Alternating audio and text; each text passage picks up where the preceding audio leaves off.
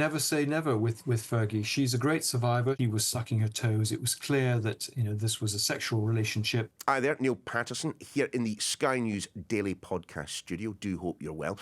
Today we've got another one of our end-of-week profiles. This time, it's the turn of Fergie. No, not of Man United, nor even Black Eyed Peas fame. Instead, Sarah Ferguson, the Duchess of York. She was once best known as something of a Sloane Ranger, a posh party girl with a bubbly personality and bubbles in her glass. And no doubt that was what attracted Prince Andrew to her. Popular with the public, if not with the entirety of the royal family, she became one of those public figures known to all by just one name, Fergie. And their marriage in 1986 perhaps marked the high point in her popularity. But all was not well in the House of York, and when pictures emerged of her toes being sucked by her financial advisor and lover, whilst on holiday with her and Andrew's children, the end was in sight, just as much as those licked feet. Following the divorce, she threw herself into business and charity work, and just like her ex-husband Andrew, she naturally gravitated towards people of wealth, power and influence, which included Jeffrey Epstein. She's now been dumped as patron by a number of charities. After it emerged, she sent convicted paedophile Jeffrey Epstein an email of support, after not only that conviction, but also a very public condemnation of the billionaire. And just like her ex-husband, she now faces exile from public life. So just who is Sarah Ferguson? I sat down with the historian Andrew Lownie, also author of Entitled, The Rise and Fall of the House of York. I began by asking him about her somewhat privileged upbringing. Well, privileged in some ways. I mean, she's a descendant, indeed, of, I think, Charles II. I mean, she had aristocratic forebears. Her father was in the Lifeguards. She mixed in royal circles from a very early age. Her father was the polo manager to King Charles. But in some ways rather sad, because her mother basically left the family when Sarah was 13 to go off with an Argentinian polo player, and she was brought up by her father. And I think you can trace this strong sense of inferiority, her desire to please, her extravagance, her generosity, which comes from this desire to make friends.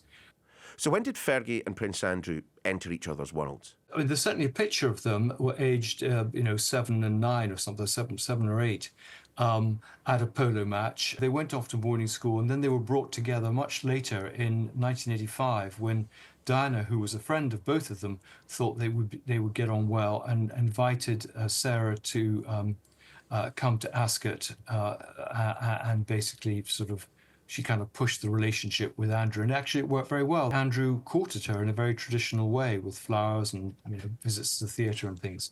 So in some ways it was a great love story. The wedding was viewed by millions on television. I mean, there were very enthusiastic crowds watching them. It was a very happy occasion. And so, in some ways, it's very poignant to see those scenes of them cupping their ears and asking the crowd if they should kiss, when you now realise where they are now, some 40 years later. Welcomed by the public, behind closed doors, though, were the royal family quite as welcoming to Fergie? No, I think the royal family had their reservations. She had a reputation for being a bit of a party girl. There were concerns about her father. There were concerns whether she was really in love with Andrew and in love with the royal family. Lots of questions around the marriage behind the scenes. The Queen thought that she couldn't stop talking and was slightly nervous about her new daughter-in-law. But they shared an interest in dogs, horses and charades, and that's always a good start in the royal family. And the honeymoon was over pretty quickly, wasn't it? Not just with Andrew, but also with the press. And she wasn't helped by that appearance on It's a Royal Knockout, a sort of 80s version of the TV show Ninja Warrior. I mean, things did change. I would say within a year or 2 years of the marriage, we had It's a Royal Knockout. The press sort of turned on her, felt that she was getting fat, that she was looking for freebie holidays.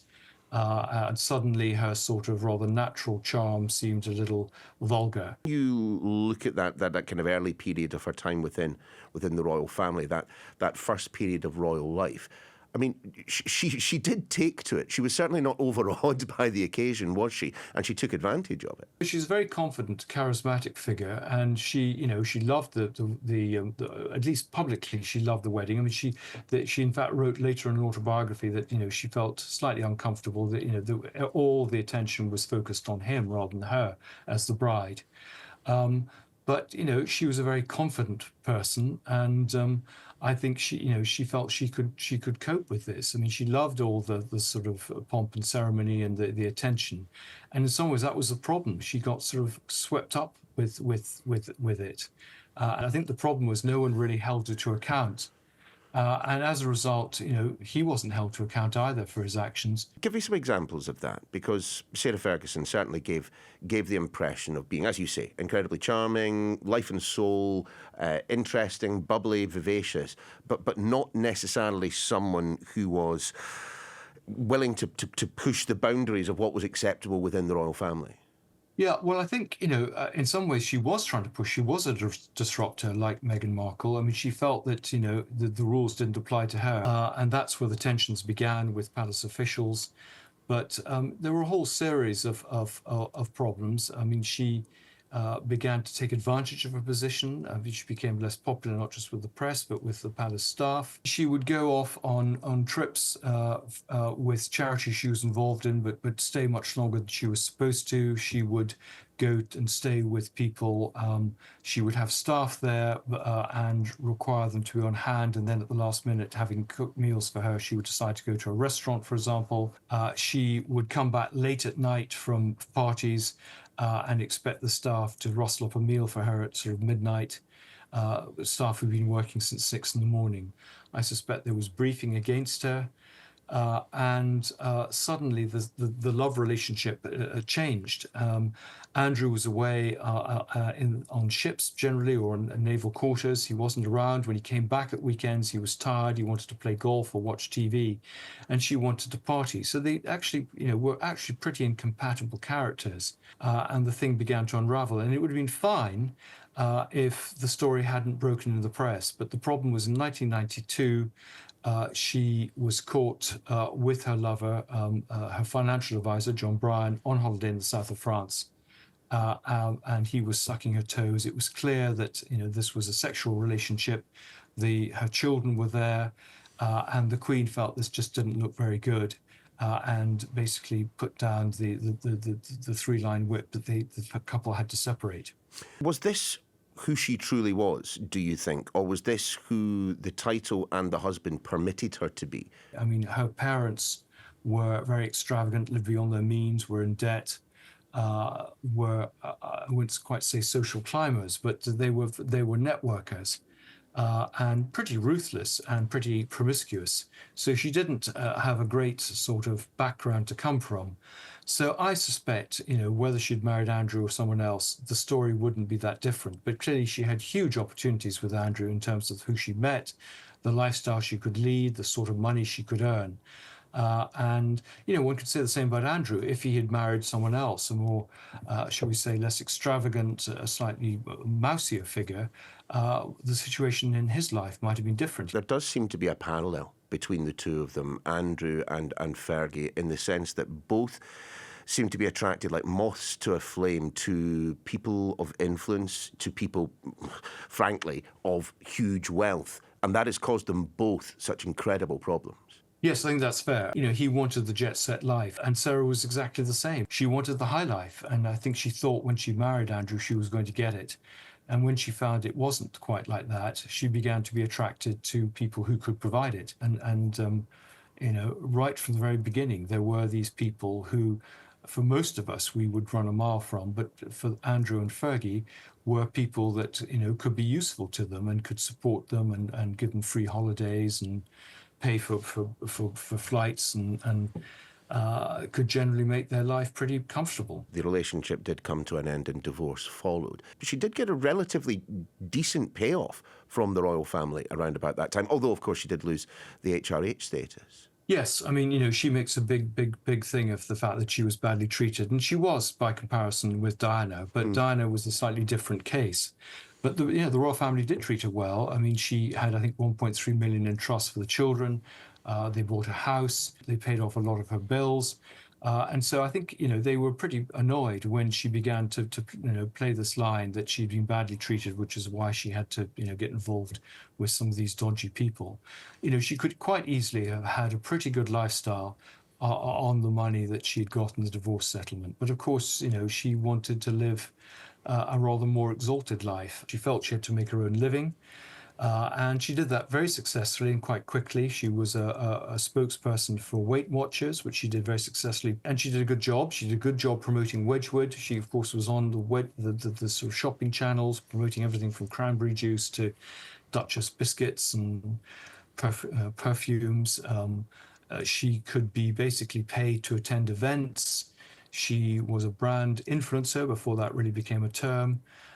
She was on the books and was paid large sums of money for speeches. She began to write children's books and which were well remunerated. So, there were millions coming in, but the problem was she had extensive staffs.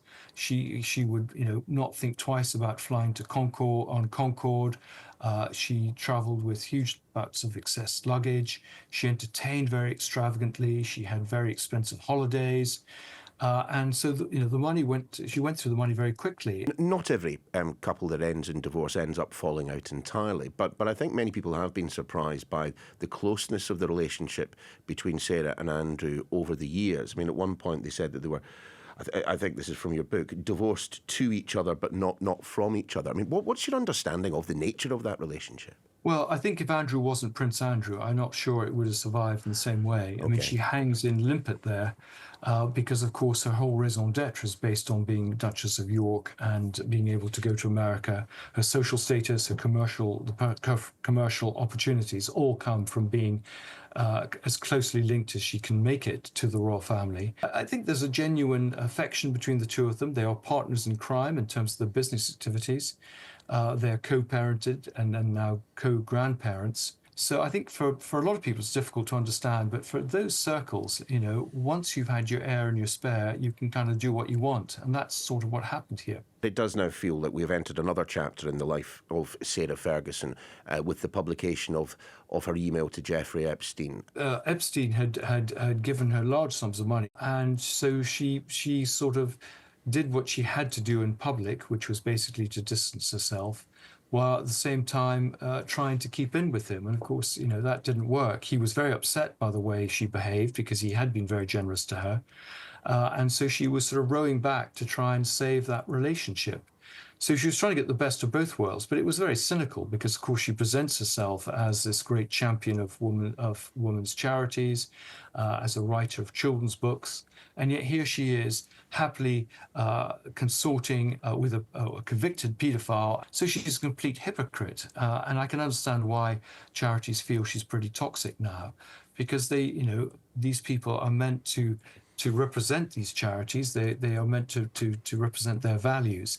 And clearly, these are not values that she has. Just the parallel between the behaviour of Andrew and Sarah, Andrew prioritising, the access that Epstein gave him over the fact he should distance himself from a convicted paedophile. Sarah, according to you, looking for money, again, over distancing herself from a convicted paedophile. I mean, time and again, they have been offered the opportunity to make the right decision, and they've just chosen the wrong one. I mean, clearly there's several points where they could have rescued their reputations. Things could have been shut down. If he'd never given the Newsnight interview, would Virginia Giuffre have brought her case? Would all these things have emerged? But, we can look back in hindsight and say, well, that was a crazy decision. But at the time, they're very impulsive, both of them. They don't think things through. And in some ways, it is slightly poetic justice. There's a hubris about this. Even talking to contemporaries, certainly of his at school, they said this was an accident waiting to happen. But it is a sad story because, they were popular and they had huge potential, they had huge opportunities, and they blew it. Is that it then?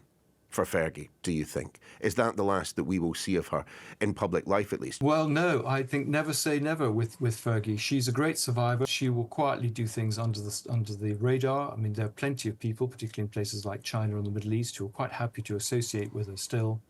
and I'm afraid the leopard doesn't change her spots. So I think for Andrew, his public life is going to be pretty limited. I think he's going to be smuggled into private family occasions. But there is always a residual affection for her as a survivor, as someone who has done some good work for charity, who is very charismatic. I don't think we've seen the last of Fergie. Given all of that and given her thick skin, I mean, could this be the point at which she decides to tell all? Well, that's the great worry. And she's the one who's more likely to do it. But the way the royal family bring her to heel is to say, well, we can make life very difficult for your daughters. So just think about their futures and perhaps their future roles. So there is this, I suspect, a Mexican standoff. That must be the worry that, keep your friends close and your enemies closer. After 4 years of research, after 4 years of looking into this woman, I mean, who is, to you, Sarah Ferguson? Well, Sarah Ferguson is a woman of great charm, great ability, a woman who could do a lot of good, has a great empathetic feel for particularly deprived children, but is also someone who is highly manipulative, greedy, needy, and not very, shall we say, wise in the decisions she makes. So, very complex, very, I suspect, torn. So a wonderful subject for a biography, but not always perhaps the best bedfellow for other members of the royal family. In a statement at the weekend, a spokesman for the Duchess of York said this. The Duchess spoke of her regret about her association with Epstein many years ago, and as they have always been, her first thoughts are with his victims. Like many people, she was taken in by his lies. As soon as she was aware of the extent of the allegations against him, she not only cut off contact, but condemned him publicly, to the extent that he then threatened to sue her for defamation for associating him with paedophilia. She does not resile from anything she said then.